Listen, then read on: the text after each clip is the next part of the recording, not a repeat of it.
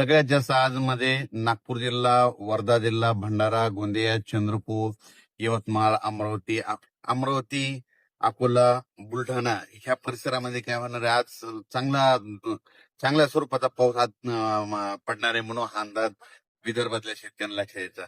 पण राज्यात आज देखील काय होणार आहे 17 जुलैला इकडं मराठवाड्यामध्ये देखील परभणी जिल्हा, जालना जिल्हा, संभाजीनगर, बीड जिल्हा, लातूर जिल्हा, धाराशिव जिल्हा, त्याच्यानंतर सोलापूर इकडं, त्याच्यानंतर अहिल्यानगर ह्या परिसरात देखील आज 17 तारखेपासून आज बऱ्याच भागात पाऊस वाढायला सुरुवात होणार आहे म्हणून हा अंदाज लक्षात घ्यायचा.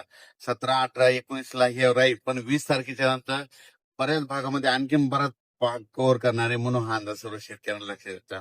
त्याच्यानंतर सांगायचं झालं तर मुंबईकडे देखील काय होणार आहे आज देखील बऱ्याच भागामध्ये पाऊस सुरू आहे, पण मुंबई, नाशिक आणि कोकणपट्टीकडे मात्र 25 तारखेनंतर मात्र जोराचा मुसळधार पाऊस पडणार आहे म्हणून हा अंदाज मुंबईकरांनी घ्यायचा. कारण की मुंबईकडे 25 तारखेनंतर मुंबईकडे शेवटच्या आठवड्यात मात्र जोरदार मुसळधार पाऊस पडणार आहे म्हणून हा अंदाज मुंबई, पुणे, नाशिक, त्र्यंबकेश्वर या शेतकऱ्यांनी अंदाज लक्षात घ्यायचा.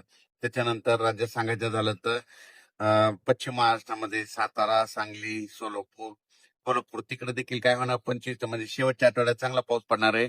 पण आज 17 तारखेपासूनच बऱ्याच भागामध्ये कोल्हापूर जिल्हा, सांगली जिल्हा, सोलापूर जिल्हा, त्याच्यानंतर अहिल्यानगर, पुणे जिल्हा, इकडं बीड जिल्हा, लातूर जिल्हा सगळीकडे बऱ्याच भागामध्ये आज पाऊस वाढायला सुरुवात होणार आहे.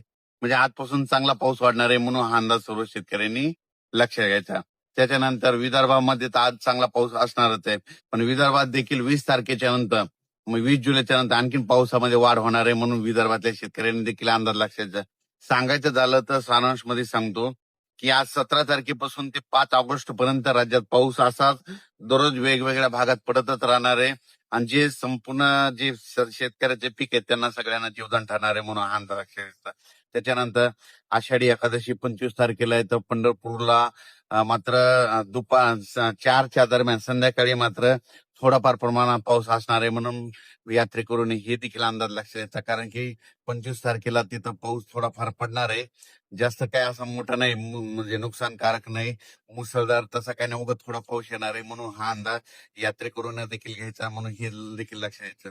त्याच्यानंतर यात्रा परतल्याच्या नंतर राज्यात मात्र 27-28च्या नंतर बऱ्याच भागामध्ये काही काही ठिकाणी जोराचा पाऊस पडणार आहे म्हणून ही आधी त्या शेतकऱ्यांना अंदाज लक्षात घ्यायचा. त्याच्यानंतर इकडे जळगाव जिल्हा झाला, धुळे जिल्हा झाला, नंदुरबार जिल्ह्यात देखील काय होणार आहे आज 17 पासून बऱ्याच भागामध्ये थोडाफार पाऊस वाढणार आहे. पण नंदुरबार जिल्ह्यात मात्र शेवटच्या आठवड्यात एक लो प्रेशर आहे, म्हणजे एक चक्रीवादळ आहे.